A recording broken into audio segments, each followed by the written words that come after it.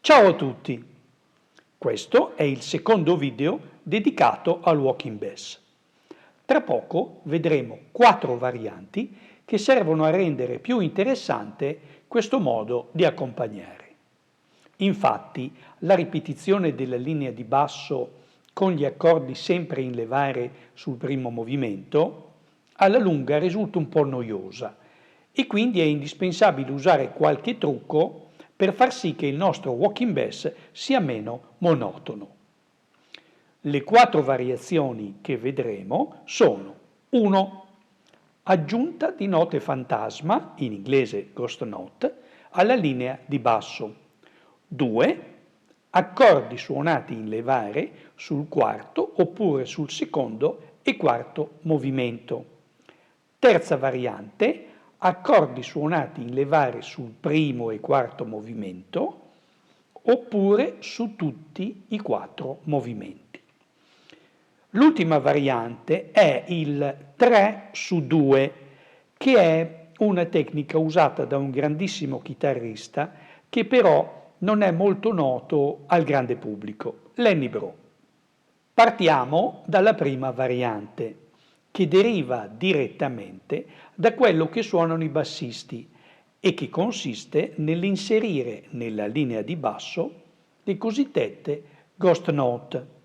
In questo modo si ottiene un effetto particolare a livello ritmico e quindi è meglio non aggiungere accordi perché si rischia di rendere l'accompagnamento troppo ridondante. Nell'esempio che ho preparato, ogni nota sul primo movimento viene anticipata da una ghost note suonata stoppando il suono con un dito della mano sinistra. In questo modo.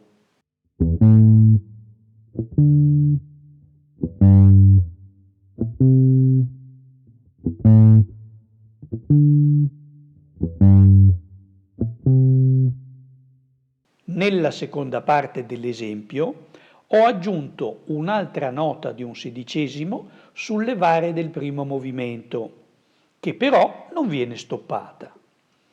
Questa tecnica è più facile da suonare che da spiegare e quindi vediamo subito l'esempio 1 di 16 battute.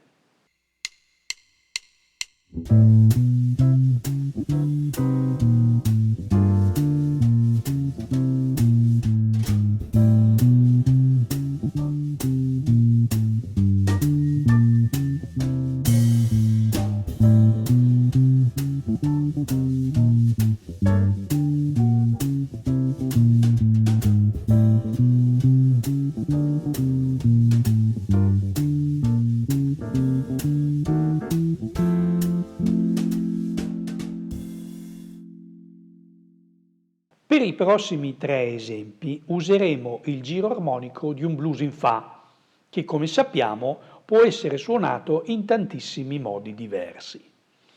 Nel walking bass tradizionale l'accordo viene suonato in levare sul primo oppure sul primo e terzo movimento. Invece nella variante che vediamo adesso gli accordi sono suonati sempre in levare sul quarto oppure sul secondo e quarto movimento. Quindi si ottiene un risultato diverso rispetto al solito walking bass, perché in pratica l'accordo, o meglio il bicordo, dura un po' di più. In questo caso il trucco, se così si può dire, consiste nel preparare l'accordo un attimo prima di suonare la nota al basso sul primo movimento. Ecco le 12 misure del nostro blues in Fa suonate con questa tecnica.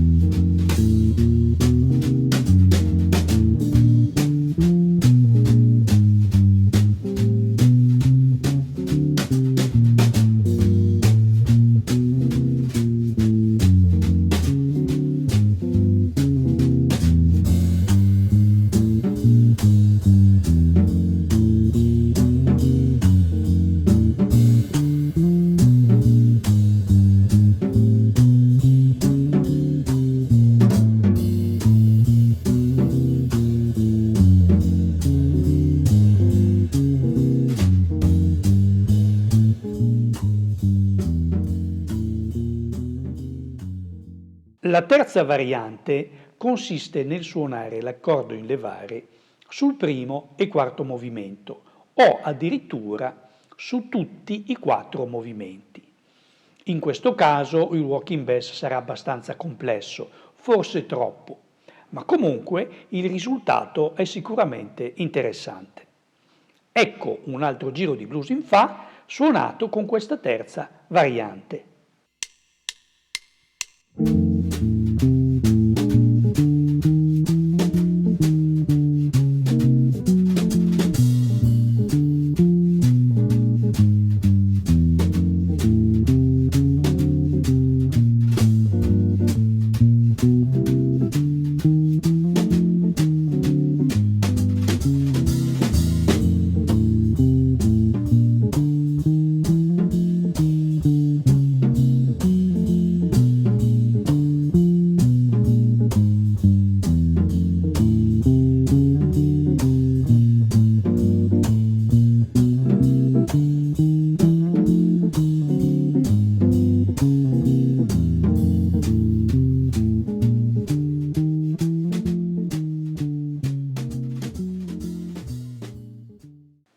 La quarta variante deriva dallo stile di un chitarrista che vi consiglio senz'altro di ascoltare, Lenny Breau.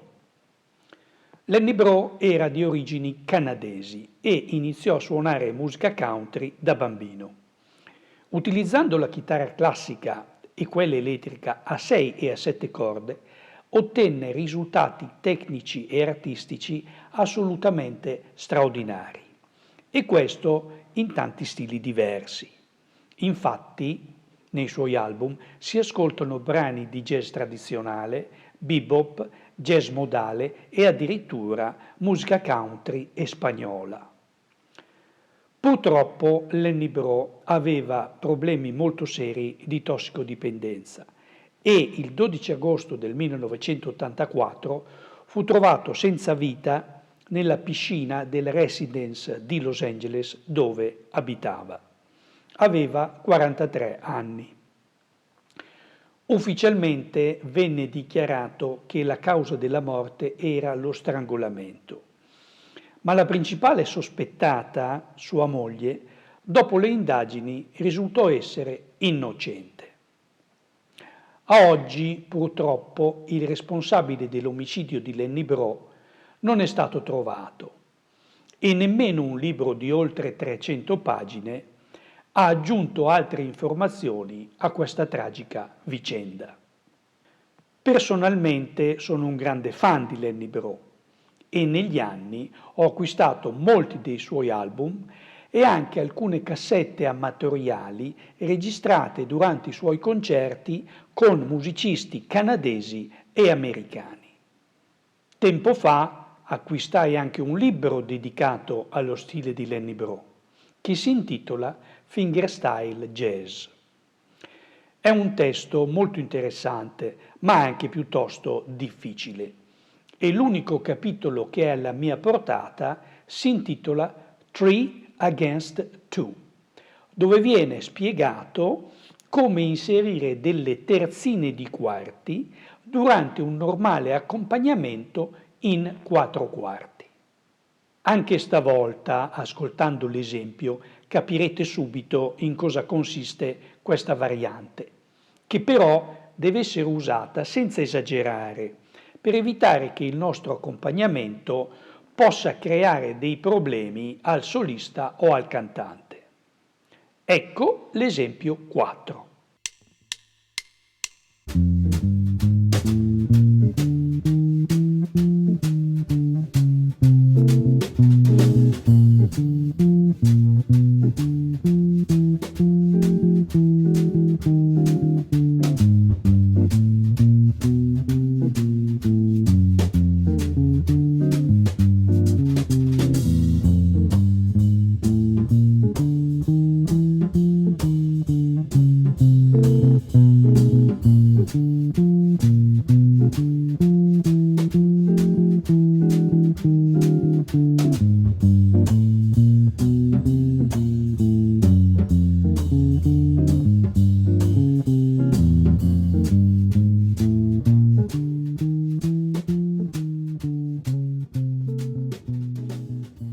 Spero che le tecniche spiegate in questo video, combinate tra loro a vostro piacimento, vi possano essere utili per suonare un accompagnamento un po' più originale del solito walking bass.